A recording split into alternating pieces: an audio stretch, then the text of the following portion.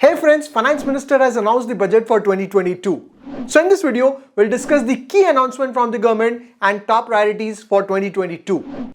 To begin with, there is a good news that Indian GDP is expected to grow at 9.2% in FY 22-23. So after the COVID crisis, where the economy suffered huge losses, FY 22-23 is all set for recovery and the Indian economy is expected to bounce back strongly. And when the GDP grows, the benefit would trickle down to every sector of the country.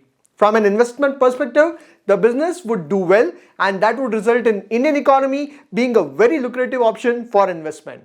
And as far as total expenditure for FY 22-23 is concerned, capex spending would be rupees 7.5 lakh crore, which is up by 35% over previous year's spending of 5.5 lakh crore. Now this is probably the top highlight for the budget. A 35% jump in capex clearly signifies one thing: government is focused towards economic growth, and this growth would trickle down to every sector of the country. Moreover, central government will provide rupees 1 lakh crore as a 50-year interest-free loan to states to boost the economy. This loan is over and above the normal borrowings of states. So that's again a positive news. Then one of the key focus in the Finance Minister's speech was on infrastructure.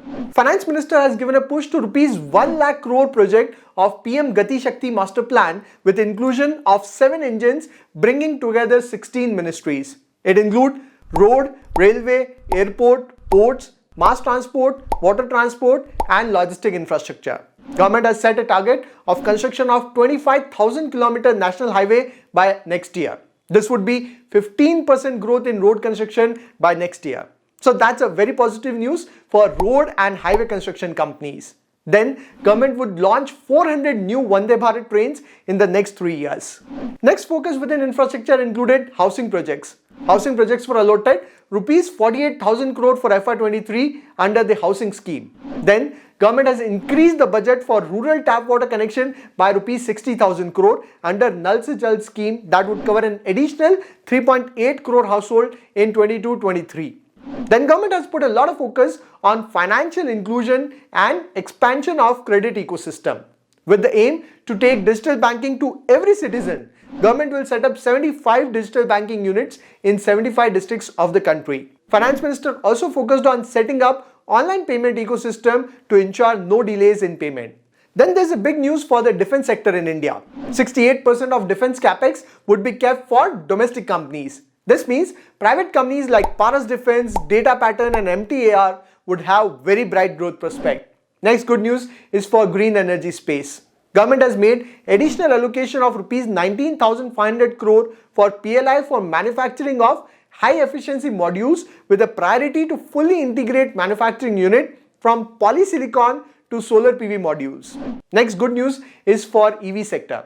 Finance Minister has announced that government will bring a battery swapping policy to boost the use of electric vehicles in the country in view of space constraint in the urban areas for setting up charging station.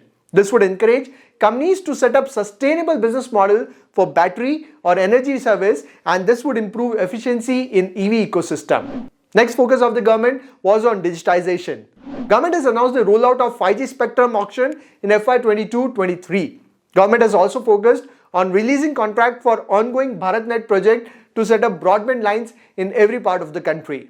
The next big news is for virtual currencies. RBI would launch digital currency for India in FY 22-23. So government does identify the importance of digital currency and would launch its own digital currency in FY 22-23. Moreover, government has put a 30% income tax on cryptocurrency gain.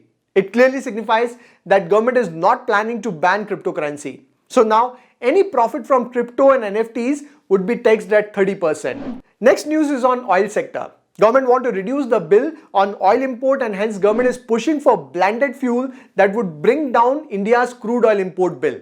In order to promote blended fuel, government would impose excise duty of rupees 2 per litre on unblended fuel from 1st October of this year. So that would encourage fuel blending. Next, there were a lot of speculation around taxation. There were a lot of speculation on increasing rupees 1 lakh exemption limit on long-term capital gain. So that has not increased. Also, there were speculation on increasing the limit on ADC investment, which is currently at 1.5 lakh rupees. So that has also not increased.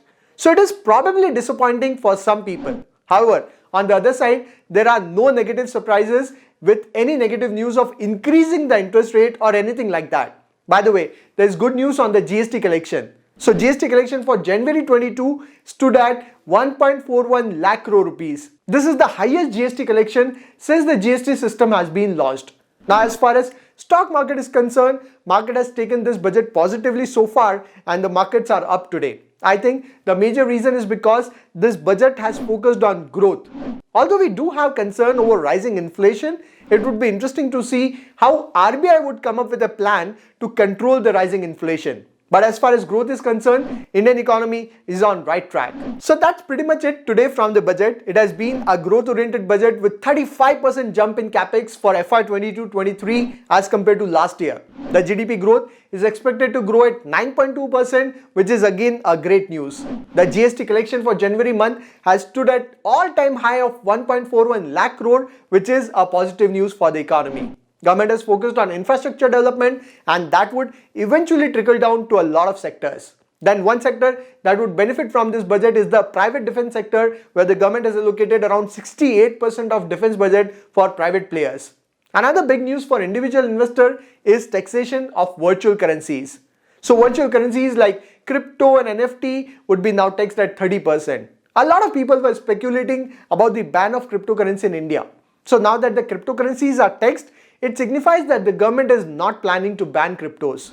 Although there is no tax relief on income tax side, but at the same time, there are no negative surprises. All in all, this budget is growth oriented and that's what I liked about it. Now tell me in the comments, what are your thoughts on budget 2022? Did you like it or not? I'll see you in the next video. Till then, take care.